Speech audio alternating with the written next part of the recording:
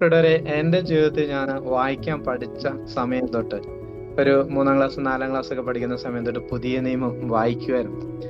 അടുത്തിരിക്കുന്നവന്റെ dress അവൻ വണ്ണം വെക്കാണ്ടിട്ട് പ്രാർത്ഥിച്ച് അവൻ തരുന്നത് ഇട്ടുകൊണ്ട് പിറ്റേ ദിവസം അതേ സ്കൂളിൽ പോയിരിക്കുമ്പോൾ ഉണ്ടാകുന്ന ഒരു അപമാനം വഹിച്ച് അന്നും ഈ വചനം ഞാൻ വായിച്ചിട്ടുണ്ട്. അന്ന് ഈ രോഗാവസ്ഥയിൽ ഞാൻ വായിച്ചിട്ടുണ്ട്. വായിക്കാൻ തുടങ്ങിയപ്പോൾ എനിക്ക് ഇഷ്ടപ്പെട്ട അതുമായിട്ട് ബന്ധപ്പെട്ട കാര്യങ്ങൾ കിട്ടുമ്പോൾ അത് ഡയറിയിൽ എടുത്ത് എഴുതാൻ തുടങ്ങി. നിങ്ങൾക്കൊരു വീട് വെച്ച് തരുന്നതിന് എന്തെങ്കിലും ബുദ്ധിമുട്ടുണ്ടോ എന്ന് ഇങ്ങോട്ട് ചോദിച്ച് ഒരു ചെറിയ വീട് വെച്ച് തന്നു. അപ്പം മുതല് അത് കഴിഞ്ഞപ്പോ എനിക്ക് ശരിക്കും പറഞ്ഞാൽ ബൈബിളിനോടൊരു വലിയ ആർത്തി തോന്നി. അവിടെ പറയാണ്, ഒരു വചനം പറഞ്ഞാണ് ഭയപ്പെടണ്ട, ഞാൻ നിന്റെ കൂടെയുണ്ട്. ഈ വചനം ഏഷ്യ 43:5 പറഞ്ഞിട്ട് ദൈവത്തിന്റെ വചനം ഞാൻ ഓർത്ത് അബ്രാഹത്തോട് ദൈവം പറഞ്ഞ വലിയൊരു വാഗ്ദാനം. ഉൽപ്പത്തി 13:14-17 വരെയുള്ള വചനങ്ങളിൽ നീ തല ഉയർത്തി കിഴക്കോട്ടും പടിഞ്ഞാറോട്ടും തെക്കോട്ടും വടക്കോട്ടും നോക്കുക.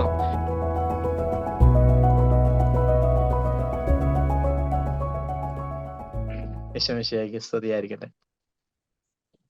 ഒത്തിരി സന്തോഷം നിങ്ങളോടൊപ്പം ആയിരിക്കാൻ വേണ്ടിയിട്ട് ആഗ്രഹിക്കുന്നു. നമ്മൾ ഇന്ന് ചിന്തിക്കുന്ന വചനം വെളിപാട് 1:3 ഈ പ്രവചനത്തിലെ വാക്കുകൾ വായിക്കുന്നവരും കേൾക്കുന്നവരും പാലിക്കുന്നവരും അനുഗ്രഹീതർ. അതിന്റെ അവസാനം പറഞ്ഞിരിക്കുന്ന അനുഗ്രഹീതരാകൂ എന്നല്ല, അനുഗ്രഹിക്കപ്പെട്ടവരായതുകൊണ്ട് വായിച്ചു എന്നല്ല, മറിച്ച് എപ്പോ വായിച്ചോ, എപ്പോ കേട്ടോ, എപ്പോ പാലിച്ചോ അപ്പോ അനുഗ്രഹീതരാണ് എന്നുള്ളതാണ്. ഇവിടെ എൻ്റെ ജീവിതത്തിൽ ഞാൻ വായിക്കാൻ പഠിച്ച സമയം തൊട്ട് ഒരു 3-ാം ക്ലാസ് 4-ാം ക്ലാസ് ഒക്കെ പഠിക്കുന്ന സമയം തൊട്ട് പുതിയ നിയമം വായിക്കുമായിരുന്നു. പക്ഷെ വായിച്ചിട്ട് എനിക്കൊരു പ്രയോജനവും ആ നാളുകളിൽ കിട്ടിയില്ല. കാരണം എന്താന്ന് ചോദിച്ചാൽ എനിക്ക് നല്ല നിരാശയായിരുന്നു ആ കാലയളവിൽ. തികഞ്ഞ ദാരിദ്ര്യം, ഉടുക്കാനുള്ള ഡ്രസ്സ് ഇല്ലാതെ, ഭക്ഷിക്കാനുള്ള ആഹാരം ഇല്ലാതെ, കിടക്കാൻ നല്ലൊരു വീടില്ലാതെ, അടുത്തിരിക്കുന്നവന്റെ ഡ്രസ്സ് അവൻ വണ്ണം വെക്കാണ്ടിട്ട് പ്രാർത്ഥിച്ച് അവൻ തരുന്നത് ഇട്ടുകൊണ്ട് പിറ്റേ ദിവസം അതേ സ്കൂളിൽ പോയിരിക്കുമ്പോൾ ഉണ്ടാകുന്ന ഒരു അപമാനം വഹിച്ച് ചെറുപ്പത്തിൽ ഒത്തിരിയേറെ രോഗങ്ങളാൽ വലഞ്ഞ് ചെവിയൊക്കെ പൊട്ടി ഒഴുകി ഒരു 1/2 കിലോ പഞ്ഞിയൊക്കെ കുത്തി കയറ്റി സ്കൂളിൽ പോകുമ്പോൾ ഉണ്ടാകുന്ന ഒരു അപമാനത്തിനിടയിൽ പലപ്പോഴും ഞാൻ വിചാരിച്ചിട്ടുണ്ട് മരിച്ചാൽ മതിയായിരിക്കും, അതായിരിക്കും കൂടുതൽ നല്ലതെന്ന് വിചാരിച്ചിട്ടുണ്ട്. അന്നും ഈ വചനം ഞാൻ വായിച്ചിട്ടുണ്ട്. അന്ന് ഈ രോഗാവസ്ഥയിൽ ഞാൻ വായിച്ചിട്ടുണ്ട്. അന്ന് വായിക്കുമ്പോൾ യേശു തളർവാദ രോഗിയെ സുഖപ്പെടുത്തി, അങ്ങനെ സുഖപ്പെടുത്തുന്ന എന്തെങ്കിലുമൊക്കെ കേൾക്കാം. ഓക്കെ, അപ്പൊ ഞാൻ പറഞ്ഞു വന്നത് എന്റെ ചെറുപ്പത്തിൽ ഞാൻ ബൈബിള് വായിച്ചിട്ടും എനിക്ക് വലിയൊരു പ്രയോജനം കിട്ടിയില്ല എന്നതിനെ കുറിച്ച് പറയാൻ വേണ്ടിയിട്ടാണ്. പക്ഷെ ഞാൻ ഒരു ധ്യാനം കൂടുന്നത് ഒരു പ്രീ ഡിഗ്രി പരീക്ഷയൊക്കെ കഴിഞ്ഞതിന് ശേഷം. കേൾക്കാൻ പറ്റുന്നുണ്ടോ? ഓക്കെ, കേൾക്കാൻ പറ്റുന്നുണ്ട്. അല്ലെങ്കിൽ ഞാൻ വീഡിയോ ഓഫ് ചെയ്തിട്ട് പറയണോ? എനിക്ക് നെറ്റിന് ചില സമയങ്ങളിൽ ഇഷ്യൂ ഉള്ളതുകൊണ്ടാണ് കേട്ടോ. അങ്ങനെ ഉണ്ടെങ്കിൽ ഒന്ന് കൈ ഉയർത്തുന്ന കാണിക്കുവാനും ചെയ്താൽ മതിയാവും. കേൾക്കാൻ പറ്റുന്നില്ല എങ്കിൽ. ഇപ്പൊ കേൾക്കുന്നുണ്ട് ചേട്ടാ, ചേട്ടൻ സംസാരിച്ചോ. കേൾക്കുന്നുണ്ട്. അപ്പൊ ധ്യാനം കൂടിയപ്പോഴാണ് എനിക്ക് മനസ്സിലായത് ദൈവത്തിന്റെ വചനമാണ്. വചനം മാംസമാവിടെ വസിച്ചാണ്. ആദ്യം വചനം ഉണ്ടായിരുന്നു, വചനം ദൈവത്തോടു കൂടിയായിരുന്നു, വചനം ദൈവമായിരുന്നു എന്നുള്ളൊരു ചിന്തയുണ്ടായിരുന്നു. അതിനുശേഷം വചനം കേൾക്കാൻ വേണ്ടിയിട്ട് വലിയ ആഗ്രഹം ദൈവത്തിന്റെ പരിശുദ്ധാത്മാവ് തന്നു. പാലായിൽ എല്ലാ ഞായറാഴ്ചയും ദൈവവചന പ്രഘോഷണവും രോഗശാന്തി ശുശ്രൂഷ ഉണ്ടായിരുന്നു. അപ്പൊ അതിന് സ്ഥിരമായിട്ട് പോകുമായിരുന്നു. അങ്ങനെ പോയിക്കൊണ്ടിരുന്നപ്പോ ഒരു ദിവസം നായ്ക്കമ്പറമ്പിലച്ചൻ വന്ന് പറഞ്ഞു തന്ന ചില കാര്യങ്ങള് ജീവിതത്തെ മുഴുവൻ മാറ്റിമറിച്ചു. ആ ഒരു ചെറിയ കാര്യങ്ങളിലൂടെ ഒന്ന് യാത്ര ചെയ്യാന്നാണ് ഞാൻ വിചാരിക്കുന്നത്. അന്ന് അച്ഛൻ പറഞ്ഞ ഒരു വളരെ സിമ്പിൾ ആയിട്ടുള്ള ഒരു കാര്യം, നമ്മൾ വചനം വായിക്കുമ്പോൾ എല്ലാ വചനവും ഒന്നും നമുക്ക് ഇഷ്ടപ്പെടുന്നില്ല. ചില വചനങ്ങൾ നമുക്ക് കയറി കത്താറുണ്ട്. അപ്പൊ അങ്ങനെ നമ്മുടെ ജീവിതത്തിൽ ചില വചനങ്ങൾ നമ്മളെ സ്ട്രൈക്ക് ചെയ്യുമ്പോൾ ആ വചനമാണ് നമുക്ക് എഴുതപ്പെട്ട 5ാമത്തെ സുവിശേഷം. ആ വചനം നമ്മുടെ ജീവിതത്തിൽ നിറവേറാൻ വേണ്ടിയിട്ട് പ്രാർത്ഥിക്കുമ്പോൾ അവ നിറവേറ്റിക്കൊണ്ട് കർത്താവ് കൂടെ നിൽക്കും എന്നുള്ള വലിയൊരു ചിന്തയായിരുന്നു. അതുകൊണ്ട് നിങ്ങൾ കണ്ടുപിടിച്ച്, നിങ്ങളുടെ ആഗ്രഹങ്ങൾ കണ്ടുപിടിച്ച്, നിങ്ങൾക്ക് എന്താണ് വേണ്ടത് അതിനുള്ള വചനം കണ്ടുപിടിച്ചിട്ട് ആ വചനം നിറവേറാൻ വേണ്ടിയിട്ട് പ്രാർത്ഥിച്ചാൽ മതി. ദൈവം അത് നിറവേറ്റി തന്നുകൊള്ളും എന്നൊരു ചിന്തയാണ് നായിക്കം പ്രൊവിൻസിനോട് അന്ന് കിട്ടിയത്. ഡയറി വാങ്ങിച്ചു. ഡയറി വാങ്ങിച്ചിട്ട് 12 മാസങ്ങളാണുള്ളത്. അപ്പൊ ആ 12 മാസങ്ങളിൽ ഓരോ മാസത്തിന്റെ മുകളിൽ ഓരോ കാര്യങ്ങൾ എഴുതി. ഒന്നാമത്തെ കാര്യം എനിക്ക് ദാരിദ്ര്യം എന്നുള്ള പ്രശ്നമായിരുന്നുണ്ട്. ദാരിദ്ര്യം എന്നെഴുതി. 2ാമത്തെ മാസത്തില് സമ്പത്ത് എന്നെഴുതി. മൂന്നാമത്തെ മാസത്തില് എനിക്ക് മാതാപിതാക്കന്മാരോട് അവരെ ഉൾക്കൊള്ളാൻ പറ്റാതെ, ചാച്ചന് അത്യാവശ്യം കുറച്ച് മദ്യപിക്കുകയൊക്കെ ചെയ്യുന്നതുകൊണ്ട് ഇഷ്ടക്കേടുകൾ ഉണ്ടായിരുന്നതുകൊണ്ട് മാതാപിതാക്കളോടുള്ള സമീപനം എന്നെഴുതി. നാലാമത്തെ പെങ്ങന്മാരുമായിട്ടുള്ള അടി ഒക്കെ ഉണ്ടായിരുന്നതുകൊണ്ട് സ്ത്രീകളോടുള്ള സമീപനം എന്ന് എഴുതി. അഞ്ചാമത് വിശുദ്ധി എന്ന് എഴുതി. ആറാമത് പാപം എന്ന് എഴുതി. അത് കഴിഞ്ഞിട്ട് സ്ഥിരമായ ഒരു ജോലി എന്ന് എഴുതി. അങ്ങനെ ഞാൻ 12 കൂട്ടം കാര്യങ്ങൾ എഴുതി വെച്ചു. എന്നിട്ട് ബൈബിള് വായിക്കാൻ തുടങ്ങിയപ്പോൾ എനിക്ക് ഇഷ്ടപ്പെട്ട അതുമായിട്ട് ബന്ധപ്പെട്ട കാര്യങ്ങൾ കിട്ടുമ്പോൾ അത് ഡയറിയിൽ എടുത്ത് എഴുതാൻ തുടങ്ങി. പിന്നീട് വ്യക്തിപരമായ പ്രാർത്ഥനയുടെ സമയത്ത് ഈ ഡയറി എടുത്തിട്ട് ആ ഡയറിയിലെ കാര്യങ്ങൾ ഈശോയോട് ഓർമ്മപ്പെടുത്തിക്കൊണ്ട്, ഈശോയെ ഈ വചനം നിറവേറ്റിക്കൊണ്ട് എന്നെ അനുഗ്രഹിക്കണമേ എന്ന് പറഞ്ഞ് പ്രാർത്ഥിക്കാനായിട്ട് തുടങ്ങി. അങ്ങനെ പ്രാർത്ഥിക്കാനായിട്ട് തുടങ്ങി. അപ്പോൾ അങ്ങനെ ഇരിക്കെ വായിക്കുമ്പോൾ നിങ്ങൾ ഉദ്ദേശിക്കുന്നതിനേക്കാൾ ഒരുപാട് ദാരിദ്ര്യത്തിലായിരുന്നു ഞങ്ങളുടെ വീട്. ഈ തറയൊക്കെ മെഴുകിയ, ചാണകം കൊണ്ട് മെഴുകിയ ഒറ്റമുറി വീട്, ഷീറ്റിട്ട ഒരു വീട്. അത്രമാത്രം ദാരിദ്ര്യം അനുഭവിക്കുമ്പോൾ അവിടെ ഇരുന്നുകൊണ്ട് മണ്ണെണ്ണ വിളക്കിന്റെ വെളിച്ചത്തിൽ ബൈബിൾ വായിക്കുമ്പോൾ യേശയ്യാ പ്രവാചകന്റെ പുസ്തകം അധ്യായം 65:21 വായിക്കുകയാണ്. അവിടെ പുതിയ ആകാശവും പുതിയ ഭൂമിയും എന്ന് പറയുന്ന ഒരു പാർട്ട് വായിക്കുകയാണ്. അപ്പൊ അത് വായിച്ചപ്പം ഞാൻ വായിച്ചു കഴിഞ്ഞാൽ അപ്പൊ തന്നെ ആ വചനം ഉപയോഗിച്ച് പ്രാർത്ഥിക്കുമായിരുന്നു. അപ്പൊ അങ്ങനെ പ്രാർത്ഥിച്ചു, പുതിയ ആകാശവും പുതിയ ഭൂമിയും സൃഷ്ടിക്കുന്ന കർത്താവെ, എനിക്ക് അവിടെ സ്വർഗത്തിൽ ഒരു വീട് തന്ന് അനുഗ്രഹിക്കണം. അവിടുന്ന് പറഞ്ഞില്ല ഞാൻ പോകുന്നതാണെന്നല്ല, പോയി കഴിഞ്ഞാൽ തിരിച്ചു വന്ന് ഞാൻ ആയിരിക്കുന്ന സ്ഥലത്തേക്ക് നിങ്ങളെയും കൊണ്ടുപോകും, നിങ്ങൾക്കുള്ള വാസസ്ഥലങ്ങൾ റെഡിയാക്കി കൊണ്ടുപോകും. അപ്പൊ അതുകൊണ്ട് അവിടെ ഒരു നല്ല വീട് നൽകി അനുഗ്രഹിക്കണമേ എന്ന് പറഞ്ഞ് പ്രാർത്ഥിച്ചു. അങ്ങനെ പ്രാർത്ഥിച്ചുകൊണ്ടിരിക്കുമ്പോ പെട്ടെന്ന് ഒരു വലിയ വെളിച്ചം എന്റെ ബൈബിളിലേക്ക് വന്നടിക്കുന്നതും, ആ വെളിച്ചം എന്നിലേക്ക് തിരിച്ചൊരു കണ്ണാടിയിൽ അടിച്ചിട്ട് തിരിച്ച് എന്റെ ശരീരത്തിലേക്ക് അടിക്കുന്ന പോലെ ഒരു അനുഭവം എനിക്കുണ്ടായി. കണ്ണ് തുറന്നു നോക്കിയിട്ടും ആ വെളിച്ചം അവിടെ വന്ന് തിരിച്ചടിക്കുന്ന ഒരു അനുഭവം ഉണ്ടായി. എനിക്കറിയത്തില്ല കറണ്ട് അടിക്കുമായിരുന്നോ അതോ കുളിര് കോരിയിടുക എന്നൊക്കെയാ സംഭവിച്ചതെന്ന് അറിയത്തില്ല. പക്ഷെ അതൊരു വലിയൊരു അനുഗ്രഹമായിരുന്നു. അപ്പൊ ആ സമയത്ത് ഞാൻ പ്രാർത്ഥിച്ചു, ദൈവമേ ഈ ഭൂമിയിൽ വസിക്കാൻ എനിക്കൊരു വീട് നൽകി അനുഗ്രഹിക്കണമേ. ആ പ്രാർത്ഥന പ്രാർത്ഥിച്ചു. പക്ഷേ അത് പ്രാർത്ഥിക്കാൻ ഒരു തരത്തിലും ഒരു ബുദ്ധിയിൽ പ്രാർത്ഥിക്കാൻ പറ്റത്തില്ല. കാരണം പെങ്ങളെ കെട്ടിച്ചതിന്റെ കടമുണ്ട്, അത് വീട്ടാത്തതുകൊണ്ട് ഉള്ള സ്ഥലവും കൂടെ സർക്കാർ എടുത്തോളാം, ബാങ്കുകാർ എടുത്തോളാം എന്ന് പറഞ്ഞിരിക്കുന്ന ഒരു സമയത്ത് പ്രാർത്ഥിക്കാൻ പറ്റില്ല. പക്ഷെ പെട്ടെന്ന് കുറേ കാര്യങ്ങൾ ഒന്നിച്ച് അറേഞ്ച് ചെയ്ത് വന്നു. അതോടൊപ്പം തന്നെ ഞങ്ങളുടെ ഇടവകയിലെ ആരാധന മഠത്തിലെ സിസ്റ്റർമാര് 2000 വർഷ ജൂബിലിയിൽ ഒരു വീട് വെച്ച് ഏതെങ്കിലും ഒരു ദരിദ്രർക്ക് കൊടുത്തേക്കാന്ന് കരുതി അവർ അന്വേഷിച്ചു പിടിച്ച് വീട്ടിൽ വന്നിട്ട് നിങ്ങൾക്കൊരു വീട് വെച്ച് തരുന്നതിന് എന്തെങ്കിലും ബുദ്ധിമുട്ടുണ്ടോ എന്ന് ഇങ്ങോട്ട് ചോദിച്ച് ഒരു ചെറിയ വീട് വെച്ച് തന്നു. അപ്പം മുതല് അത് കഴിഞ്ഞപ്പോ എനിക്ക് ശരിക്കും പറഞ്ഞാൽ ബൈബിളിനോട് ഒരു വലിയ ആർത്തി തോന്നി എന്ന് പറയാനുള്ള ഒരു കാരണം, എന്തെല്ലാം കാര്യങ്ങൾ എനിക്ക് നേടാനുണ്ട്, ജോലി വേണോ, അത് വേണോ, ഇത് വേണം. അപ്പൊ അതുകൊണ്ട് വീണ്ടും കുറെ കൂടി വായിക്കുന്ന ഒരു പ്രകൃതത്തിലേക്ക് വന്നു, കുറെ കൂടി കാര്യങ്ങൾ എഴുതിയെടുക്കുന്ന ഒരു കാര്യത്തിലേക്ക് വന്നു. എനിക്ക് ഏറ്റവും പ്രതിസന്ധി ഉണ്ടായിരുന്ന പഠനം കഴിഞ്ഞിട്ട് നിന്നിരുന്ന സമയത്ത് ഒരു സ്ഥിരമായ ജോലി ഇല്ല എന്നുള്ളതായിരുന്നു വലിയ പ്രശ്നമായിട്ടുണ്ടായത്. അപ്പൊ അതുകൊണ്ട് ഞാൻ സ്ഥിരമായ ജോലി എന്ന ഹെഡിങ് എഴുതിയിട്ട് അതിനടിയിൽ ഡയറിയിൽ വചനം കണ്ടെത്തി എഴുതാൻ വേണ്ടിയിട്ട് നോക്കി. കുറെ വായിച്ചിട്ടൊന്നും ഒരിടത്തും ഈശോ പറയുന്നില്ല ഞാൻ നിനക്കൊരു സ്ഥിരമായ ജോലി തരാം. പക്ഷെ പറയുന്ന വചനം ഇതാണ്, തീത്തോസ് 3:1 പറയാണ്, സത്യസന്ധമായ ഏത് ജോലിയും ചെയ്യാൻ സന്നദ്ധരായിരിക്കാൻ നീ ജനങ്ങളെ ഓർമ്മിപ്പിക്കുക. അപ്പൊ അതുകൊണ്ട് ഏത് സത്യസന്ധമായ ജോലിയും ചെയ്യാൻ വേണ്ടിയിട്ട് ഞാൻ മെനക്കെട്ടിറങ്ങി. അപ്പൊ ചാച്ചൻ റബ്ബർ വെട്ടുകാരനായിട്ട് റബ്ബർ വെട്ടാൻ കൂട്ടത്തിൽ പോകാൻ വേണ്ടി തുടങ്ങി. ഞാൻ ഇലക്ട്രീഷ്യന് പ്ലംബിങ് അത് പഠിച്ചാണ്. അപ്പൊ അതിന്റെ വർക്കുകൾക്ക് പോകാൻ വേണ്ടി തുടങ്ങി. മറ്റു പഞ്ചായത്ത് വർക്കുകൾ, റോഡിൽ കുഴി കുത്തുന്ന പണിക്കൊക്കെ അതിനൊക്കെ പോകുമായിരുന്നു. തമിഴന്മാരുടെ കൂട്ടത്തിലൊക്കെ പോകുന്നത്. കിട്ടുന്ന ഏത് ജോലിയും ചെയ്യാൻ വേണ്ടിയിട്ട് ഇറങ്ങി. എന്നിട്ട് ഞാൻ പറയാം, കർത്താവേ, ഞാൻ ആ സമയത്ത് ഇലക്ട്രിസിറ്റി ബോർഡ് മീറ്റർ റീഡറുടെ ജോലി താൽക്കാലികമായിട്ട് ചെയ്യുന്നുണ്ട്. അപ്പൊ വലിയ സാറ് കളിച്ച് നടക്കുന്നിടത്തു നിന്നാണ് നേരെ താഴേക്ക് ഇറങ്ങിയിട്ട് കുഴി കുത്താനും പോസ്റ്റ് നാട്ടാനും അങ്ങനെയുള്ള പണിക്കും എല്ലാം പോകാൻ വേണ്ടിയിട്ട് തുടങ്ങി. എന്നിട്ട് ഞാൻ പ്രാർത്ഥിച്ചു, ദൈവമേ എനിക്കൊരു സ്ഥിരമായ ജോലി, നാളെ എന്റെ മുമ്പിൽ ഒരു വഴിമുട്ടാൻ ഒരു വഴി ഉണ്ടാകാതെ, എപ്പോഴെങ്കിലും ആരെങ്കിലും ചെന്ന് എനിക്കൊരു ജോലി തരാമോ എന്ന് ചോദിക്കാൻ ഒരു വഴി ഉണ്ടാകാതെ, എനിക്കൊരു സ്ഥിരമായ ജോലി എവിടെയെങ്കിലും തരണമേ എന്ന് പറഞ്ഞ് പ്രാർത്ഥിക്കാൻ തുടങ്ങി. അങ്ങനെ പ്രാർത്ഥിച്ചപ്പം ദൈവം പെട്ടെന്ന് എന്റെ ജീവിതത്തിൽ ഇടപെട്ടിട്ട് ഈ വചനം അനുസരിച്ചിട്ട് പ്രാർത്ഥിച്ചപ്പം എന്റെ ജീവിതത്തിൽ ദൈവം ഇടപെട്ടിട്ട് ജോലി കിട്ടി കഴിഞ്ഞപ്പം എനിക്ക് ഭയങ്കര സങ്കടമാണ്. ഞാൻ ഒരു സാധനം ഇഷ്ടമില്ല. അപ്പൊ ഞാൻ അതുകൊണ്ട് പ്രാർത്ഥിക്കണം, ദൈവമേ എനിക്ക് കുഞ്ഞുങ്ങളുടെ ഇടയിൽ, ഞാൻ ജെസ്യൂത്തായിരുന്നു, അപ്പൊ അതുകൊണ്ട് കുഞ്ഞുങ്ങളുടെ ഇടയിൽ ശുശ്രൂഷയൊക്കെ ചെയ്യാൻ പറ്റുന്ന ഏതെങ്കിലും ഒരു സ്കൂൾ ജോലി കിട്ടിയായിരുന്നെ നല്ലതായിരുന്നു. അബ്രാഹാം ചോദിച്ചില്ല 50 വേണമെങ്കിൽ 40 വേണമെങ്കിൽ 35 വേണമെങ്കിൽ എന്ന് പറഞ്ഞ് ചോദിച്ചില്ല. അതുകൊണ്ട് അതുപോലെ ഞാനും എന്റെ ഈശോയെ ചോദിക്കുകയാണ്, എനിക്ക് ഏതെങ്കിലും ഒരു സ്കൂളിൽ ജോലി കിട്ടിയ ഒത്തിരി സന്തോഷമായിരുന്നു പറഞ്ഞു തീരുന്നതിന് മുമ്പെന്ന് പറഞ്ഞ പോലെ തൊട്ടടുത്ത മാസങ്ങളിൽ തന്നെ എനിക്ക് കോട്ടയത്ത് ഒറവേക്കൽ എന്ന് പറയുന്ന സ്ഥലത്ത് ലാബ് അറ്റൻഡർ ആയിട്ട് ജോലി തന്ന് കർത്താവ് അങ്ങ് അനുഗ്രഹിച്ചു. അതിനങ്ങനെ 2 ജോലി നിൽക്കുന്ന സമയത്ത് മൂന്നാമത് വീട്ടില് ഇങ്ങനെ കുരിശ് വരയ്ക്കുന്ന സമയം, കുരിശ് വരയ്ക്കുന്ന സമയത്ത് ബൈബിള് വായിക്കാൻ പറഞ്ഞു. അപ്പൊ ബൈബിള് വായിക്കാണ്ട് ഞാനാണ് മിക്കവാറും വായിക്കുന്നത്. അപ്പൊ ബൈബിൾ എടുത്ത് വായിക്കണം, നോക്കിയപ്പോ സങ്കീർത്തനം 100 സങ്കീർത്തനങ്ങൾ വായിച്ചേക്കാൻ നിർത്തുന്നുണ്ട്. സങ്കീർത്തനം 127 വായിച്ചു. കർത്താവ് ഭവനം പണിയുന്നില്ലെങ്കിൽ പണിക്കാരുടെ പണി വ്യർത്ഥമാണ്. കർത്താവ് നഗരം കാക്കുന്നില്ലെങ്കിൽ കാവൽക്കാർ ഉണർന്നിരിക്കുന്നതും വ്യർത്ഥമാണ്. അത് കഴിഞ്ഞിട്ടൊരു പറഞ്ഞിട്ടുണ്ട്, തന്റെ പ്രിയപ്പെട്ടവർ ഉറങ്ങുമ്പോഴും കർത്താവ് അവർക്ക് വേണ്ടത് നൽകും. എനിക്ക് ഭയങ്കര സന്തോഷം. എന്നിട്ട് ആദ്യമായിട്ട് ഞാൻ വീട്ടിൽ വരുമ്പോ ഉറങ്ങുന്നതിന് ശമ്പളം തരുന്ന ജോലിയായിരിക്കും. 1 വർഷമായിട്ട് വാട്ടർ അതോറിറ്റിയുടെ പമ്പ് സുഖമായിട്ട് കുറെ സമയങ്ങളിൽ ഉറങ്ങാനുള്ള അനുഗ്രഹം ഉൾപ്പെടെയാണ് ദൈവം തന്നെ ദൈവം അവസരം ഒരുക്കി തന്നത് ഞാൻ നന്ദിയോടെ ഓർക്കുകയാണ്.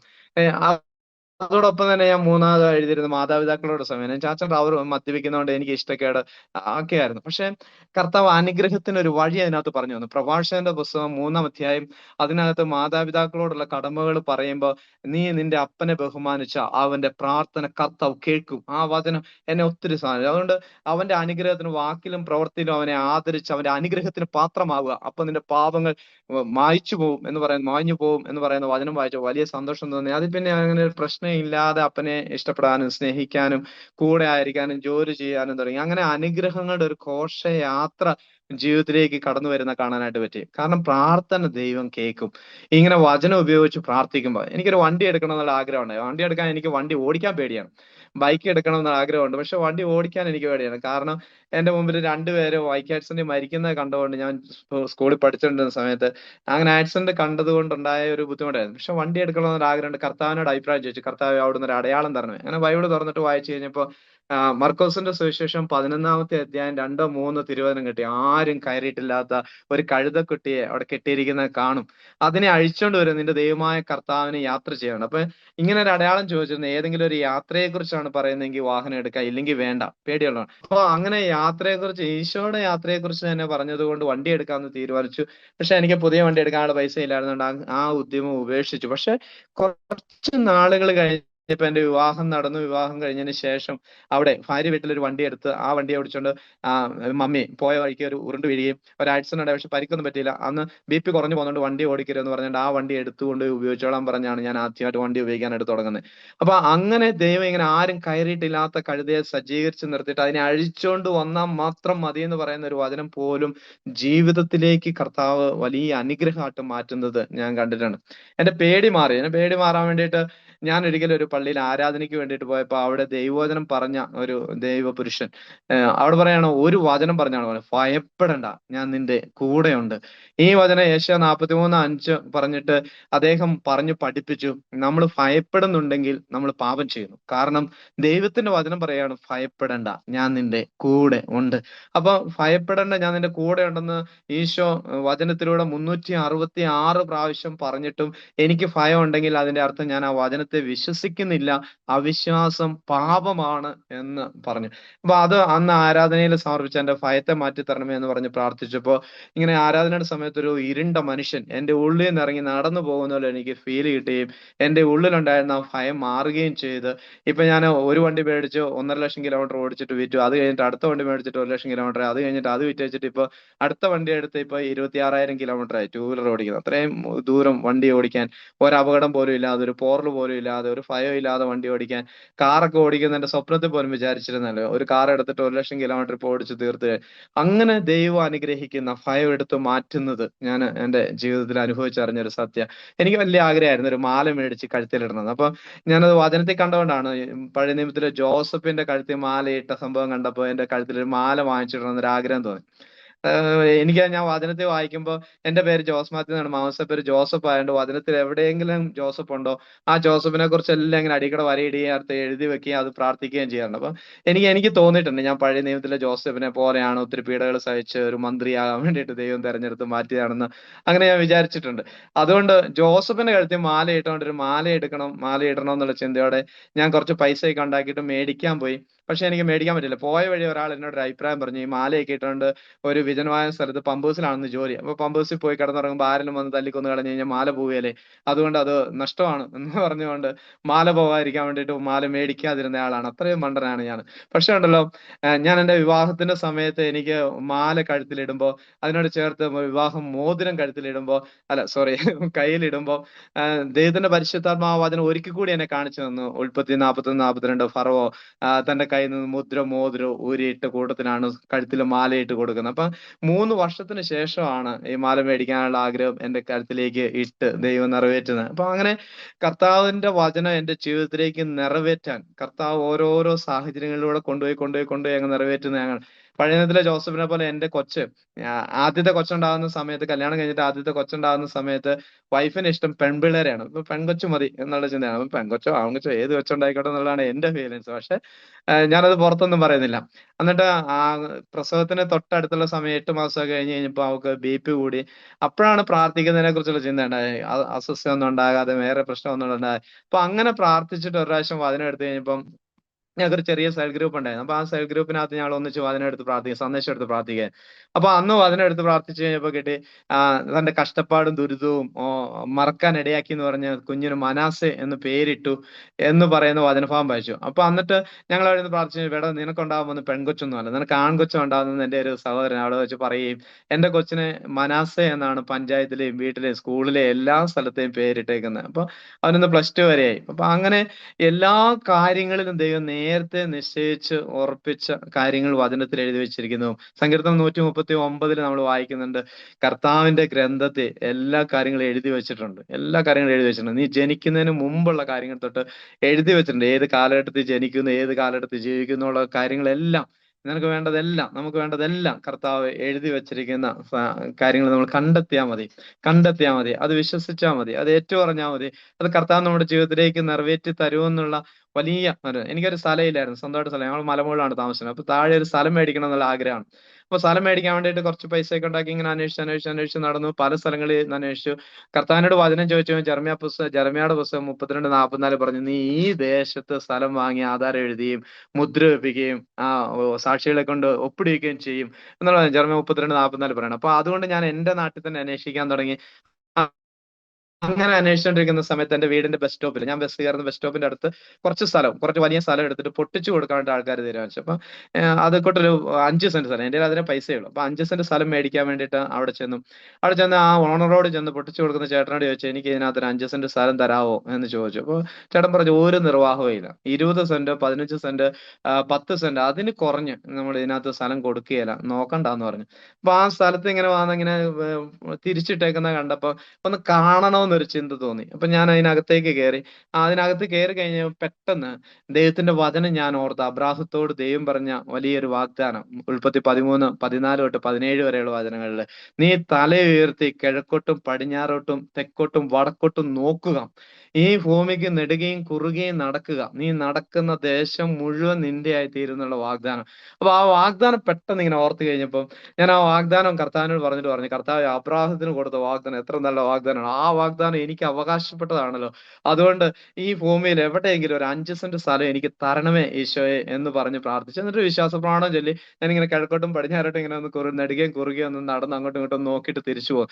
പിറ്റേ ദിവസം ഈ ചേട്ടൻ വിളിച്ചിട്ട് പറഞ്ഞു, എനിക്ക് ഒഴിവാക്കാൻ പറ്റാത്ത ഒരാളൂടെ വന്നിട്ടുണ്ട്, അതുകൊണ്ട് 10 സെന്റ് തിരിച്ചിട്ടിരിക്കുന്നത് നിങ്ങൾക്ക് 2 പേർക്ക് കൂടെ ആയിട്ട് തന്നേക്കാം എന്ന് പറഞ്ഞാൽ 5 സെന്റ് സ്ഥലം തന്ന് അതിനകത്ത് വീട് വെച്ച് താമസിക്കാൻ ദൈവം ഇടവരുത്തുമ്പോൾ ഓരോ വചനവും നമ്മുടെ ജീവിതത്തിൽ നിറവേറ്റിക്കൊണ്ട് അത് സത്യമാണെന്ന് തെളിയിക്കുന്നു ദൈവത്തിന്റെ പരിശുദ്ധാത്മാവ്.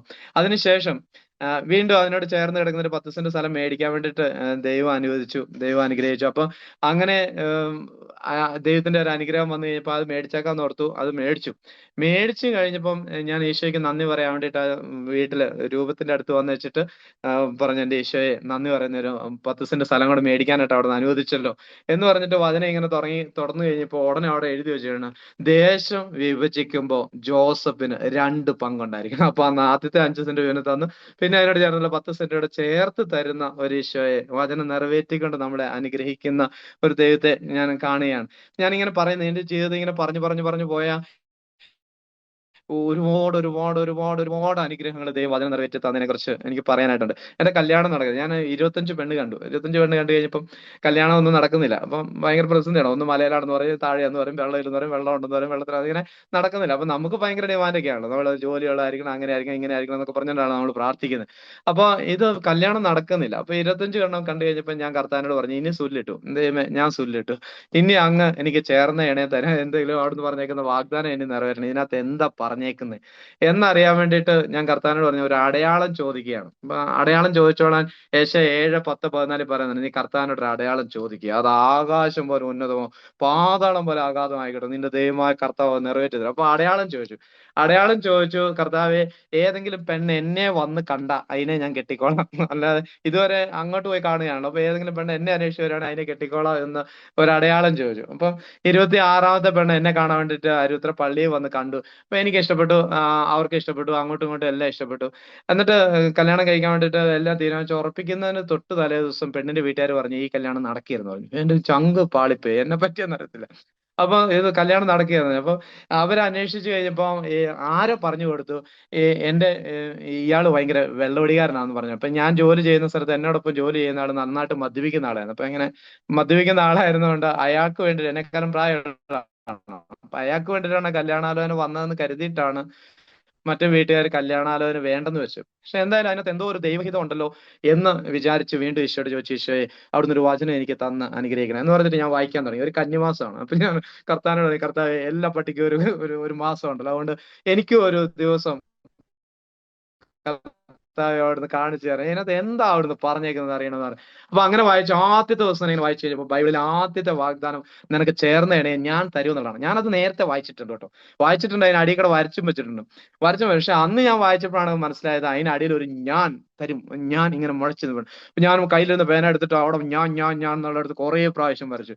എന്നിട്ട് ഞാൻ പറഞ്ഞു, കർത്താവ് ഇതുവരെ എനിക്ക് കുറെ ചിന്തയുണ്ടായിരുന്നു, എനിക്ക് നേഴ്സിനെ വേണ്ട, അങ്ങനെ വേണ്ട, ഇങ്ങനെ വേണ്ട, പൈസ വേണ്ട, അങ്ങനെ കുറെ ചിന്തകളും കുറെ ആഗ്രഹങ്ങളും എല്ലാം അവിടെ വരെ കേട്ടല്ലേ. കേൾക്കാം കേൾക്കാം. നേഴ്സുമാർക്കൊന്നും വേണ്ട എന്നുള്ള തീരുമാനമായിരുന്നു. അപ്പൊ അതിനുശേഷം ആ വചനം വായിച്ചിട്ട് ആദ്യത്തെ വാഗ്ദാനം കണ്ടെത്തി, നിനക്ക് ചേർന്ന ഇണയെ ഞാൻ തരും. ആൾ കേട്ടായിരുന്നോ? അതിലെ എത്തിയായിരുന്നോ? ഓക്കെ. കേട്ടു കേട്ടു. കേട്ടോ. അപ്പൊ എന്നിട്ട് ഞാൻ പ്രാർത്ഥിച്ചു, കർത്താവെ അങ്ങ് എനിക്ക് ചേർന്ന ഇണയെ തരുമ്പോ അതിനെ ചേർത്ത് സ്വീകരിക്കാനുള്ള ഒരു കൃപ തരണം. അതിന് കറുത്തിരുന്നാലും കുഴപ്പമില്ല, വെളുത്തിരുന്നാലും കുഴപ്പമില്ല, ഒന്നിരുണ്ടാലും കുഴപ്പമില്ല. അപ്പൊ കല്യാണത്തിന്റെ കാര്യത്തിൽ ദൈവം തീരുമാനമെടുത്ത് ചേർന്ന ഇണയെ നൽകി അനുഗ്രഹിച്ചു. അങ്ങനെ പ്രതീക്ഷിക്കാത്ത കാര്യങ്ങളിൽ ദൈവത്തിന്റെ വചനം എല്ലാ മേഖലകളിലും, ജീവിതത്തിന്റെ എല്ലാ മേഖലകളിലും ഇടപെടുന്നത് നന്നായിട്ട് അറിയാനും തിരിച്ചറിയാനും പറ്റി. ശരിക്കും ദൈവത്തിന്റെ വചനം നമ്മൾ വായിച്ച, കേട്ട, പാലിച്ച, അതെല്ലാം വലിയ അനുഗ്രഹത്തിന് കാരണമാവും. കുറച്ച് വചനങ്ങളിലേക്ക് പോയാലും പുസ്തകം 55:10 ഞാൻ തുടങ്ങിയപ്പോ പറഞ്ഞു, നമ്മൾ മഴയും മഞ്ഞും ആകാശത്തു നിന്ന് വരുന്നു, അവ അങ്ങോട്ട് തിരിഞ്ഞു മടങ്ങാതെ ഭൂമിയെ നനച്ച് സസ്യങ്ങൾ മുളച്ച് ഭക്ഷിക്കാനുള്ള ആഹാരവും വിതയ്ക്കാനുള്ള വിത്തും അത് പുറപ്പെടുവിക്കുന്ന, അങ്ങനെ തന്നെയാണ് ദൈവത്തിന്റെ അതിരങ്ങളിൽ നിന്ന് പുറപ്പെടുന്ന വചനങ്ങളും ഫലരഹിതമായിട്ട് അത് ഒരിക്കലും തിരിച്ചു വരിയില്ല എന്ന് ദൈവത്തിന്റെ വാഗ്ദാനം.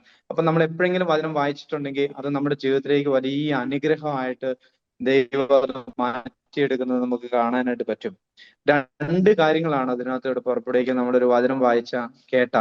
ഒന്ന്, ഭക്ഷിക്കാനുള്ള ആഹാരം, കൊടുക്കാനുള്ള, നമുക്ക് കഴിക്കാനുള്ള ആഹാരം, കയറി കിടക്കാനുള്ള വീട്, ജോലി, എല്ലാം എല്ലാം എല്ലാം.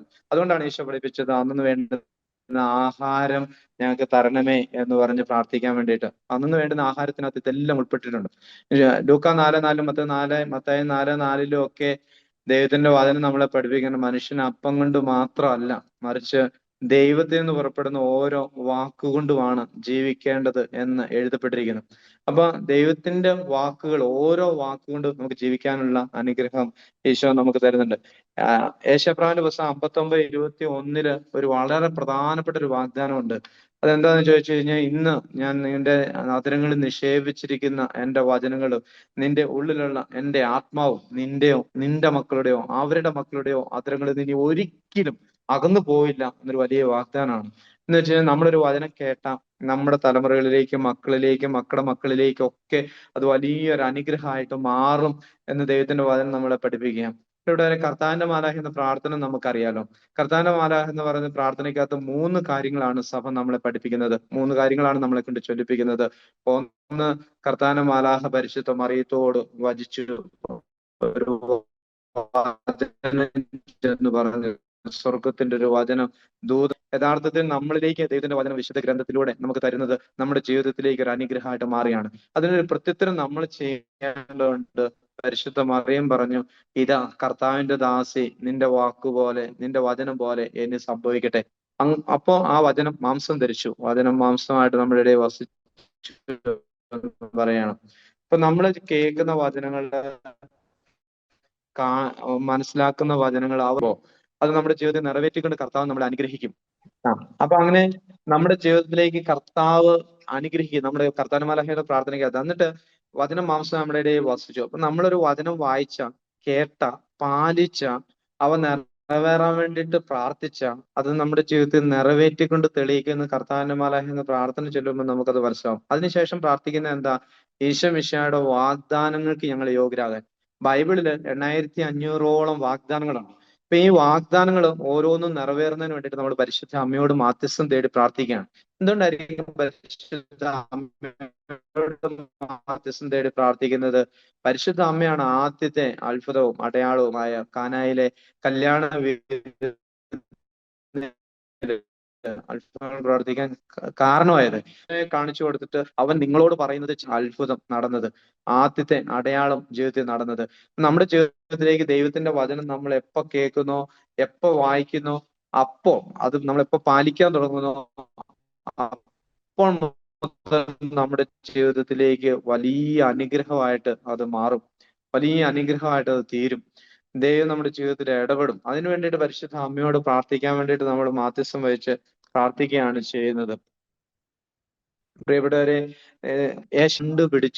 കണ്ടുപിടിച്ച് വായിക്കുക, അതിലൊന്നും കാണാതിരിക്കുകയില്ല. കാരണം ദൈവത്തിന്റെ ആത്മാവ് അവ എഴുതുകയും ഒരുമിച്ച് കൂട്ടുകയും ചെയ്തിട്ടുണ്ട്. അപ്പൊ നമ്മുടെ അനുദിന ജീവിതത്തിലേക്ക് ആവശ്യമായിരിക്കുന്ന ഏത് അനുഗ്രഹവും ദൈവത്തിന്റെ വചനത്തിനകത്ത് ചേർത്ത് വെച്ചിട്ടുണ്ട്. നമ്മൾ കണ്ടുപിടിക്കുക എന്നുള്ളത് വളരെ പ്രധാനപ്പെട്ട കാര്യമാണ്.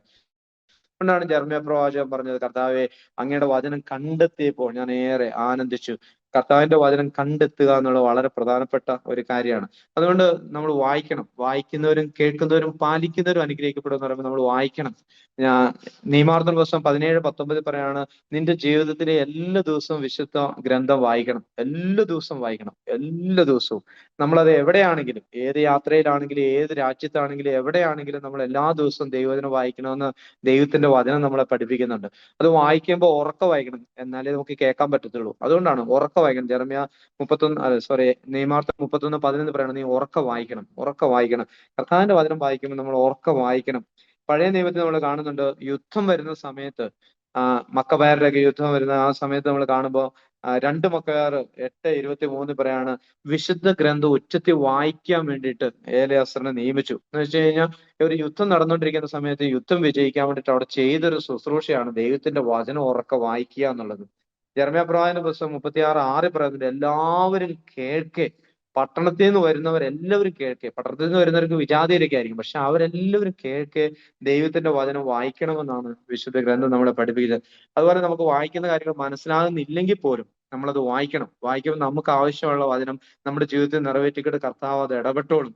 യോശുവയുടെ പുസ്തകം 8:35 പറയണം, മോശ കൽപ്പിച്ച ഒരു വാക്കുപോലും സ്ത്രീകളും കുട്ടികളും അടങ്ങുന്ന അവിടെ പാർത്തിരുന്ന പരദേശികളും ഉൾപ്പെടെ ആ ആ ആ ഒരു സമൂഹത്തിൽ ജോഷുവ ഒരു വാക്കുപോലും വായിക്കാറില്ല. കുഞ്ഞുങ്ങളല്ലേ, വായിച്ചാൽ മനസ്സിലായല്ലോ എന്ന് വിചാരിച്ചില്ല. വിദേശികളല്ലേ, പരദേശികളല്ലേ, അവർക്കിതൊന്നും മനസ്സിലാകുന്നില്ലല്ലോ എന്ന് വിചാരിക്കുന്നില്ല. മറിച്ച് ദൈവത്തിന്റെ ഗ്രന്ഥത്തിൽ, നിയമഗ്രന്ഥത്തിൽ എന്തെല്ലാം എഴുതിയിട്ടുണ്ടോ അതെല്ലാം ഒരു വാക്കുപോലും വിട്ടുപോകാതെ ജോഷുവ വായിച്ചു എന്ന് നമ്മൾ വിശുദ്ധ ഗ്രന്ഥത്തെ വായിക്കുകയാണ്. നമുക്കറിയാം, ഈശോ ബൈബിൾ വായിച്ച പോലെയാണ് നമ്മൾ വിശുദ്ധ ഗ്രന്ഥം നമ്മൾ വായിക്കേണ്ടത്. ഈശോ എങ്ങനെയാണ് വായിച്ചത് നമ്മളത് കാണുന്നുണ്ട്. സങ്കീർത്തനം 47 പുസ്തക ചുരുളിൽ എന്നെ പറ്റി എഴുതിയിട്ടുണ്ട്. അപ്പൊ നമ്മളെ പറ്റി എഴുതിയിട്ടുള്ളതാണ് വായിച്ചത്. ഓരോരുത്തരും വായിക്കുമ്പോൾ അവരവരെ കുറിച്ച് എഴുതിയിരിക്കുന്ന കാര്യങ്ങളാണ് വായിക്കുന്നത്. ഈശോ അങ്ങനെയാണ് വായിച്ചത്. സങ്കീർത്തനം 139:16 പറയുന്നുണ്ട്, എനിക്ക് രൂപം ലഭിക്കുന്നതിന് മുമ്പ് തന്നെ അവിടുത്തെ കണ്ണുകൾ എന്നെ കണ്ടു, എനിക്ക് നിശ്ചയിക്കപ്പെട്ടിരിക്കുന്ന നാളുകൾ ഉണ്ടാകുന്നതിന് മുമ്പ് തന്നെ അങ്ങയുടെ പുസ്തകത്തിൽ അവ എഴുതപ്പെട്ടു. എന്നിട്ട് നമ്മൾ ഈശോയുടെ വചനം ഈശോയെ കുറിച്ച് പറയുമ്പോൾ നമ്മൾ കാണണം, ഈശോ ചരിത്രപരമായിട്ട് ഈശോയെ കുറിച്ച് എഴുതുമ്പോൾ ഈശോ ജനിച്ചപ്പോ, ഈശോ നടന്നപ്പോ, ഈശോ പോയി പാർത്ത ദേശത്തെ കുറിച്ച് പറയുമ്പോൾ, കള്ളന്മാരെ ആദ്യം കുരിശ തറച്ച് പറയുമ്പോൾ, ഓരോ കാര്യം പറയുമ്പോഴും മത്തായിയുടെ സുവിശേഷം വായിച്ചാൽ പ്രത്യേകിച്ച് നമുക്ക് മനസ്സിലാവും. അതിന്റെ എല്ലാ അവസാനം പറയും, പ്രവാചകന്മാർ വഴി അരുളി ചെയ്ത കാര്യങ്ങൾ നിറവേറുന്നതിന് വേണ്ടിയിട്ടാണ് ഇപ്രകാരം എല്ലാം സംഭവിച്ചത്. അപ്പൊ നമ്മുടെ ജീവിതത്തിലേക്ക് നമ്മൾ വചനം വായിക്കുമ്പോൾ നമ്മുടെ ജീവിതത്തിൽ സംഭവിക്കുന്ന ഓരോ കാര്യങ്ങളുടെയും കാരണം ഈ പ്രവചന ഗ്രന്ഥത്തിലെ സുവിശേഷത്തിലെ കാര്യങ്ങൾ നിറവേറുന്നതിന് വേണ്ടിയിട്ടാണ് നമ്മുടെ ജീവിതത്തിൽ നന്മയാണെങ്കിലും തിന്മയാണെങ്കിലും എല്ലാം സംഭവിച്ചുകൊണ്ടേ ഇരിക്കുന്നത്. ഈശോ ബൈബിൾ വായിക്കാൻ വേണ്ടിയിട്ട് വന്നിട്ട് ദൗത്യം ആരംഭിക്കുമ്പോൾ ആദ്യം ചെയ്യുന്ന കാര്യം വചനം വായിക്കുകയാണ്. നമ്മൾ കാണുന്നുണ്ട് ലൂക്കായുടെ സുവിശേഷം 4-ാം അധ്യായം 16 തൊട്ട് 21 വരെയുള്ള തിരുവചനങ്ങളിൽ ഈശോ ബൈബിൾ വായിക്കുന്നതിനെ കുറിച്ചാണ് പറഞ്ഞിരിക്കുന്നത്. ഈശോ ബൈബിൾ വായിക്കുമ്പോൾ എടുത്ത കുറച്ച് സ്റ്റെപ്പുകളുണ്ട്. ആ സ്റ്റെപ്പുകൾ നമ്മളും എടുക്കുകയാണെങ്കിൽ നമ്മുടെ ജീവിതത്തിന് വലിയ അനുഗ്രഹമായിട്ട് മാറും. ഒന്നാമത്തെ കാര്യം, ഈശോ വളർന്ന സ്ഥലമായ നസറത്തിൽ വായിച്ചു. ഈശോ എവിടെയാണോ ആയിരുന്നത് ആ സ്ഥലത്ത് ബൈബിൾ വായിച്ചു. അതുപോലെ നമ്മൾ എവിടെയാണോ ആയിരിക്കുന്നത്, ഏത് രാജ്യത്താണോ, ഏത് സ്ഥലത്താണോ, ഏത് മുറിയിലാണോ, ഏത് ഹോസ്റ്റലാണോ, ഏത് ട്രെയിനിലാണോ, ഏത് വിമാനത്തിലാണോ, എവിടെയാണെങ്കിലും അവിടെ ദൈവവചനം വായിക്കാൻ ഈശോ നമ്മളെ പഠിപ്പിക്കുന്നുണ്ട്. രണ്ടാമത്തെ കാര്യം, ഈശോ ബൈബിൾ വായിച്ചു പതിവ് പോലെയാണ്. ഒരു പതിവ് ഈശോയ്ക്ക് ഉണ്ടായിരുന്നു. അപ്പൊ അത് മുമ്പേ സങ്കീർത്തനം തൊട്ട് വായിക്കുന്ന ഒരു പതിവാകാം, അല്ലെങ്കിൽ നമ്മൾ വിശുദ്ധ കുർബാനയെ വായിക്കുന്നതിന് 4-5 വായനകളാവും. അത് നമ്മൾ പഞ്ചഗ്രന്ഥിയിൽ നിന്ന് വായിച്ചു, പ്രവചന ഗ്രന്ഥത്തിൽ നിന്ന് വായിച്ചു, സുവിശേഷത്തിൽ നിന്ന് വായിച്ചു, ലേഖനങ്ങളിൽ നിന്ന് വായിച്ചു. അങ്ങനെ ഒരു 4 വായനകളും സങ്കീർത്തനത്തിനകത്തൊരു വായന, ഒരു പ്രാർത്ഥനയും, അങ്ങനെ ഒരു 5 വായന നമ്മൾ വായിക്കുന്നത് നല്ലതാണ്. 4 നേരം ഭക്ഷണം കഴിക്കുന്നവരാണല്ലോ നമ്മൾ. ഇപ്പൊ 4:4, മത്തായി 4:4, ലൂക്ക 4-ലൊക്കെ പറയുന്ന മനുഷ്യൻ അപ്പം കൊണ്ട് മാത്രമല്ല, മറിച്ച് ദൈവത്തിൽ നിന്ന് പുറപ്പെടുന്ന ഓരോ വാക്കുകൊണ്ടുമാണ് ജീവിക്കേണ്ടതെന്നാണ് പറഞ്ഞിരിക്കുന്നത്. അപ്പൊ ഓരോ വാക്കും വളരെ പ്രധാനപ്പെട്ടതാണ്. അപ്പൊ അങ്ങനെ പ്രധാനപ്പെട്ട വചനങ്ങൾ വായിക്കുക. സിനഗോഗിൽ പ്രവേശിച്ചാണ് വെച്ചത്. വചനം വായിക്കാൻ വേണ്ടി ഈശോയ്ക്ക് ഒരു സ്ഥലം ഉണ്ടായിരുന്നു. ഈശോ വചനം പഠിക്കുന്ന ഒരു സ്ഥലമാണ് സിനഗോഗ് എന്ന് പറഞ്ഞാൽ. നമ്മളും വചനം പഠിക്കാൻ വേണ്ടിയിട്ട് ഒരു സ്ഥലം നിശ്ചയിക്കുകയും അതേ സ്ഥലത്ത് തന്നെ ഇരുന്ന് വായിക്കുകയും ചെയ്യുകയാണെങ്കിൽ അത് ഒത്തിരി അനുഗ്രഹത്തിന് കാരണമായിട്ട് മാറും. കാരണം നമ്മൾ വായിക്കുന്ന സ്ഥലത്ത് നമ്മൾ വായിക്കുന്ന വചനം ലോകം മുഴുവൻ എല്ലാ സൃഷ്ടികളോടും സുവിശേഷം പ്രസംഗിക്കാൻ പറഞ്ഞ ഈശോ ജീവനുള്ളതും ജീവൻ ഇല്ലാത്തതുമായ എല്ലാറ്റിനോടും ദൈവവചനം പ്രസംഗിക്കാൻ പറഞ്ഞപ്പോൾ അവിടെ ഒരു അഭിഷേകം രൂപപ്പെടുന്നുണ്ട്, ഒരു വിശുദ്ധീകരണം നടക്കുന്നുണ്ട്. അങ്ങനെ ഒരു അനുഗ്രഹിക്കപ്പെട്ട വ്യക്തികളായിട്ട് നമ്മൾ മാറും. ഈശോ വായിക്കാൻ എഴുന്നേറ്റ് എന്നാണ് വായിച്ചത്. അപ്പൊ ദൈവവചനത്തോട് വലിയ ആദരവോടെയാണ് ദൈവവചനം വായിക്കുന്നത്. അപ്പൊ എഴുന്നേറ്റ് എന്ന് വചനം വായിച്ചു. പഴയ നിയമത്തിന്റെ ഒരു ഭാഗം പറയുന്നുണ്ട്, ദിവസത്തിന്റെ 1/4 ഭാഗം എഴുന്നേറ്റ് എന്ന് വചനം വായിക്കാനും 1/4 ഭാഗം അത് ഉപയോഗിച്ച് പ്രാർത്ഥിക്കാനും വേണ്ടിയിട്ട് അവർ ഉപയോഗിച്ചു എന്ന് നെഹമ്യയുടെ പുസ്തകം 9:3 നമ്മൾ കാണുന്നുണ്ട്. നെഹമ്യ 9:3 നമ്മൾ കാണുന്നുണ്ട്. അപ്പൊ അങ്ങനെ ഒരു ആദരവോടെ ദൈവത്തിന്റെ വചനം വായിക്കുമ്പോൾ, ബഹുമാനത്തോടെ, ഇത് ദൈവത്തിന്റെ വചനം തന്നെയാണെന്നുള്ള ബോധ്യത്തോടെ വായിക്കുമ്പോൾ, CCC 103 കത്തോലിക്ക സഭ നമ്മളെ പഠിപ്പിക്കുകയാണ്, ദിവ്യ കാരുണ്യത്തെ എത്രമാത്രം സഭ ആദരിക്കുകയും ബഹുമാനിക്കുകയും ചെയ്യുന്നുണ്ട്, അത്രമാത്രം നമ്മൾ വിശുദ്ധ ഗ്രന്ഥത്തെയും ആദരിക്കേണ്ടതുണ്ട് എന്ന് ദൈവത്തിന്റെ വചനം നമ്മളെ പറയാണ്. അതിനുശേഷം വായിക്കാൻ എഴുന്നേറ്റ് ഒന്ന് വായിച്ചു, തുറന്നപ്പോ വായിച്ചു കണ്ടു, തന്നെപ്പറ്റി എഴുതിയിരിക്കുന്ന അവിടുന്ന് കണ്ടു. എന്താ കണ്ടേ? കർത്താവിന്റെ ആത്മാവ് എന്റെ മേലുണ്ട്, ദരിദ്ര സുവിശേഷം അറിയിക്കാൻ അവിടുന്ന് എന്നെ അഭിഷേകം ചെയ്തിരിക്കുന്നു എന്ന് പറയുന്ന ഒരു ഭാഗമാണ് കണ്ടേ. അപ്പോൾ ഈശോ അവിടെ ഇരുന്നിട്ട് പറയുന്ന ഒരു കാര്യം ഇതാണ്, ഇപ്പൊ വായിച്ചപ്പോ, എപ്പോ വായിച്ചോ, എപ്പോ കേട്ടോ, ആ സമയത്ത് ഈ തിരുവെഴുത്ത് നിറവേറിയിരിക്കുന്നതാണ്. എന്ന് വെച്ചാൽ നമ്മൾ എപ്പോഴാണോ വായിച്ചത്, ഞാൻ പറഞ്ഞ പോലെ 3-ാം ക്ലാസ്സിൽ 4-ാം ക്ലാസ്സിൽ പഠിക്കുന്ന ആ സമയത്ത് നമ്മൾ വായിച്ച ആ സമയം മുതൽ ഈ ഒരു അനുഗ്രഹത്തിന്റെ വചനം നമ്മുടെ ജീവിതത്തിൽ നിറവേറിക്കൊണ്ടാണ് ഇരിക്കുന്നത്. അത് നമ്മൾ വ്യാഖ്യാനിക്കണം, പ്രഖ്യാപിക്കണം. ഈശോ അതുകൊണ്ടാണ് പറഞ്ഞത്, ഇന്ന് ഈ തിരുവെഴുത്ത് നിറവേറിയിരിക്കുന്നു. നമ്മൾ വായിക്കുന്ന ഓരോ വചനവും ദൈവത്തിന് നമ്മുടെ ജീവിതത്തിൽ നിറവേറിയിരിക്കുന്നു, നിറവേറ്റണമേ എന്ന് പറഞ്ഞ് പ്രാർത്ഥിക്കുകയാണ്. ലൂക്ക 1:45 നമ്മൾ വായിക്കുന്നതിന്റെ, കർത്താവ് അരുളി ചെയ്ത കാര്യങ്ങൾ നിറവേറും എന്ന് വിശ്വസിച്ചവൾ ഭാഗ്യവതി, നിറവേറും എന്ന് വിശ്വസിച്ചവൾ ഭാഗ്യവതി. ഈശോ പറഞ്ഞു തുടങ്ങിയത് നമ്മൾ കാണുന്നുണ്ട് മർക്കോസ് 1:15, ദൈവത്തിന്റെ വചനത്തിൽ വിശ്വസിക്കുക. ആദ്യം പറയുന്ന കാര്യമാണ് വിശ്വസിക്കുക, സുവിശേഷത്തെ വിശ്വസിക്കുക, അനുദപിച്ച് സുവിശേഷത്തെ വിശ്വസിക്കണം. അത് അവസാനത്തെ വാക്കും ഈശോ പറഞ്ഞത് അതുകൊണ്ടാണ്, നിങ്ങൾ ലോകം പോയി എല്ലാ സൃഷ്ടികളോടും സുവിശേഷം പ്രസംഗിക്കുക, വിശ്വസിക്കുന്നവർ രക്ഷിക്കപ്പെടും. അപ്പൊ സുവിശേഷത്തെ വിശ്വസിക്കുക. ഇത് പറയുന്ന കാര്യങ്ങൾ എന്റെ ജീവിതത്തിൽ, നമ്മുടെ ജീവിതത്തിൽ ഇത് നിറവേറുന്നതാണെന്ന് ആരൊക്കെ വിശ്വസിക്കുന്നുണ്ട് അവരൊക്കെ ജീവിതത്തിലേക്ക് അത് നിറവേറ്റിക്കൊണ്ട് കർത്താവ് ഇടപെടും എന്നുള്ള കാര്യത്തിൽ ഒരു സത്യമാണ്. അപ്പൊ അതുകൊണ്ട് നമ്മുടെ ജീവിതത്തിൽ അറിയാം എല്ലാ കാര്യങ്ങളും 2-3 മിനിറ്റ് കൊണ്ട് ഞാൻ നിർത്തിയേക്കാവേ, ഇപ്പൊ തന്നെ നിർത്തിയേക്കാം. എല്ലാ കാര്യങ്ങളും ദൈവവചനം വഴിയാണ് നടപ്പിലാക്കുന്നത്. നമുക്കറിയാം ഈശോ പറഞ്ഞു, എന്നെ കൂടാതെ നിങ്ങൾക്ക് ഒന്നും ചെയ്യാനായിട്ട് സാധിക്കുകയില്ല. യോഹന്നാൻ 15:5. വിശുദ്ധ ലിഖിതം ദൈവനിവേശിതമാണ്. പ്രബോധനത്തിന്, തെറ്റുതിരുത്തലിന്, ശാസനത്തിന്, നീതിയിലുള്ള പരിശീലനത്തിന്, അതുവഴി ഒരു മനുഷ്യനെ പരിപൂർണതയിലേക്ക് നയിക്കാൻ ദൈവവചനത്തിനാകും. ആ വചനമാണ് നമ്മളെ വിശുദ്ധീകരിക്കുന്നത്. യോഹന്നാൻ 15:3, ഞാൻ നിങ്ങളോട് പറഞ്ഞ വചനം നിമിത്തം നിങ്ങൾ ശുദ്ധിയുള്ളവരായിട്ട് മാറിയിരിക്കുന്നു. ഈശോ പ്രാർത്ഥിക്കുകയാണ് യോഹന്നാൻ 17:17, കർത്താവെ അങ്ങ് അവരെ സത്യത്താൽ വിശുദ്ധീകരിക്കണമേ.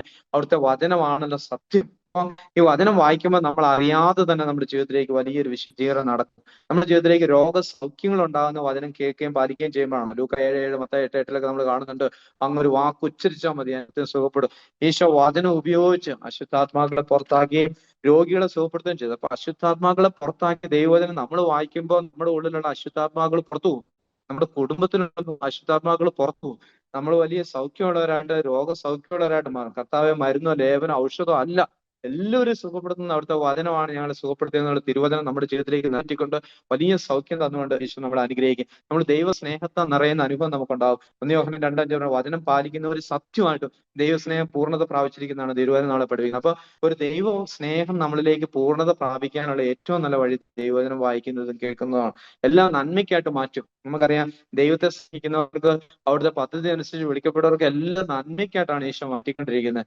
നമുക്കറിയാം, ദൈവത്തെ സ്നേഹിക്കുക എന്ന് പറഞ്ഞാൽ അവിടുത്തെ വചനം അനുസരിക്കുക എന്നാണ് അർത്ഥം. 1 യോഹന്നാൻ 5:3 പറയാം. അപ്പൊ ദൈവത്തിന്റെ വചനം അനുസരിക്കുന്നവർക്ക് ജീവിതത്തിൽ എന്തെല്ലാം സംഭവിച്ചാലും എന്തെല്ലാം തകർച്ചകൾ ഉണ്ടായാലും അതെല്ലാം വലിയ നന്മയ്ക്കായിട്ട് ഈശോ മാറ്റിക്കൊള്ളും. നമുക്കറിയാം, ഒരു പാപരഹിത ജീവിതം ആഗ്രഹിക്കുന്നുണ്ടെങ്കിൽ സങ്കീർത്തനം 119 പാപം ചെയ്യാതിരിക്കാൻ അവിടുത്തെ വചനം എന്റെ ഹൃദയത്തിൽ സൂക്ഷിച്ചിരിക്കുന്നു. അപ്പൊ ഹൃദയത്തിൽ വചനം സൂക്ഷിച്ചാൽ നമ്മൾ പാപം ചെയ്യത്തില്ല. എങ്ങനെ ഒരു യുവാവ് കന്യകയോട് നിർമ്മലതയോടെ വിശുദ്ധിയോടെ ഇടപെടും? അവിടുത്തെ വചനം അനുസരിച്ച്. ആ വചനം ഉള്ളിലുണ്ടെങ്കിൽ അതനുസരിച്ച് ജീവിക്കുന്ന നമുക്ക് പാപരഹിത ജീവിതം നയിക്കാനായിട്ട് പറ്റും. നമുക്ക് നിത്യജീവൻ അവിടുന്ന് വരുന്ന ദൈവത്തിന്റെ വചനം. നിങ്ങൾ ജീവന്റെ വചനത്തെ മുറുകെ പിടിക്കാനാണ് ഈശോ നമ്മളെ പഠിക്കുന്നത്. ആത്മാവാണ് ജീവൻ നൽകുന്നത്, ശരീരം ഒന്നിനും ഉപകരിക്കുന്നില്ല. ഞാൻ നിങ്ങളോട് പറഞ്ഞ വാക്കുകൾ ആത്മാവും ജീവനുമാണെന്ന് ഈശോ പഠിപ്പിക്കുകയാണ്. അപ്പൊ വചനം എത്രമാത്രം നമ്മുടെ ഉള്ളിൽ നിറയുന്നുണ്ട് അത്രമാത്രം നമ്മൾ നിത്യജീവൻ നിറയുന്നത് നമുക്ക് അറിയാനായിട്ട് പറ്റും. നമുക്കറിയാം, നമ്മൾ പരിശുദ്ധാത്മാനം നിറയാൻ വേണ്ടിയിട്ട് ആഗ്രഹിക്കുന്നവരാണ്. പരിശുദ്ധാത്മാനം നിറയാൻ ഒറ്റ കാര്യം ചെയ്താൽ മതി, വചനം വായിക്കുകയും കേൾക്കുകയും ചെയ്താൽ മതി. അപ്പോസ്തല പ്രവർത്തനം 10:44 നമ്മൾ വായിക്കുന്നുണ്ട്, പത്രോസ് ഇത് പറഞ്ഞുകൊണ്ടിരിക്കുമ്പോൾ തന്നെ കേട്ടുകൊണ്ടിരിക്കുന്ന എല്ലാവരുടെയും മേൽ ദൈവത്തിന്റെ ആത്മാവ് ഇറങ്ങി വന്നു. എന്ന് വെച്ചാൽ വചനം കേൾക്കുമ്പോൾ തന്നെ വിശ്വാസം ഉണ്ടാവുകയും വിശ്വാസമാകും. വചനം കേൾവിയിൽ നിന്നാണ് വിശ്വാസം ഉണ്ടാകുന്നത്. അതുകൊണ്ട് നമ്മൾ എവിടെ വെച്ച് വചനം കേൾക്കും. അതുകൊണ്ടാണ് കേൾക്കുന്നത്. അപ്പൊ കേട്ട് കഴിയുമ്പോൾ നമ്മൾ പരിശുദ്ധാത്മാനം നിറയാൻ ഇടവരും. അങ്ങനെ നമുക്ക് വചനം വായിക്കുമ്പോൾ കേൾക്കുമ്പോൾ നമുക്ക് അനുതാപം ലഭിക്കുന്നു. നമ്മൾ സഖ്യമുള്ളവരായിട്ട് അനുതാപം ലഭിക്കും. പത്രോസ് പറഞ്ഞുകൊണ്ടിരിക്കുമ്പോൾ ഹൃദയം പൊട്ടി അവർ ചോദിച്ചു ഞങ്ങൾ എന്നാ ചെയ്യേണ്ടത്. അപ്പൊ അത്രമാത്രം അനുതാപത്തിലേക്ക് നയിക്കുന്നതാണ് ദൈവത്തിന്റെ വചനം നമ്മൾ കേൾക്കുമ്പോൾ. അങ്ങനെ വചനത്തിലൂടെ അനുതാപത്തിലൂടെ സൗഖ്യത്തിലൂടെ ഒക്കെ നമ്മൾ കടന്നു പോകും. നമുക്കറിയാം, ഒറ്റ കാര്യങ്ങൾ പറഞ്ഞു ഞാൻ അവസാനിപ്പിച്ചാൽ, നമ്മൾ ദൈവവചനം ലംഘിക്കുന്നത് അറിയാതെയാണ്. ദൈവം 5:17 പറഞ്ഞു, ഒരു വചനം നമ്മൾ അറിയാതെയാണ് ലംഘിക്കുന്നതെങ്കിലും അവൻ ആ തെറ്റിന് ഉത്തരവാദിയാണ്. അപ്പൊ അറിയാൻ മേലാന്ന് പറഞ്ഞിട്ട് കാര്യമില്ല. വായിക്കാൻ നമുക്ക് ദൈവവചനം, എഴുതപ്പെട്ട വചനം നമുക്ക് തന്നിട്ടുണ്ട്. നമുക്കറിയാം, എല്ലാ ദിവസവും നമുക്ക് വിശുദ്ധ കുർബാനയിൽ പങ്കെടുക്കാൻ സാധ്യതയില്ല. ചിലർക്കൊന്നും പറ്റത്തില്ല, ദൂരമൊക്കെ കൂടുതലുണ്ടാവും. പക്ഷെ എഴുതപ്പെട്ട ഈ വചനം ഈശോ നമുക്ക് എല്ലാ ദിവസവും നമ്മുടെ കരങ്ങളിലുണ്ട് വായിക്കാൻ വേണ്ടിയിട്ട്. എല്ലാ ദിവസവും രൂപം ധരിച്ച ഈശോയെ, മാംസം ധരിച്ച ഈശോയെ നമുക്ക് സ്വീകരിക്കാൻ പറ്റുന്നില്ലെങ്കിലും നമുക്ക് എഴുതപ്പെട്ട വചനത്തെ, ഈശോയെ നമുക്ക് എല്ലാ ദിവസവും ഹൃദയത്തിൽ സ്വീകരിക്കാനും ഈശോയെ വളരാനുമുള്ള സാധ്യതകളുണ്ട്. ഏത് വചനം ലംഘിച്ചാലും സംഭവിക്കുന്ന 4 ദുരന്തങ്ങളാണ് നമുക്കുള്ളത്. ഒന്ന്, നമുക്ക് ദൈവ സാന്നിധ്യം നഷ്ടപ്പെടും.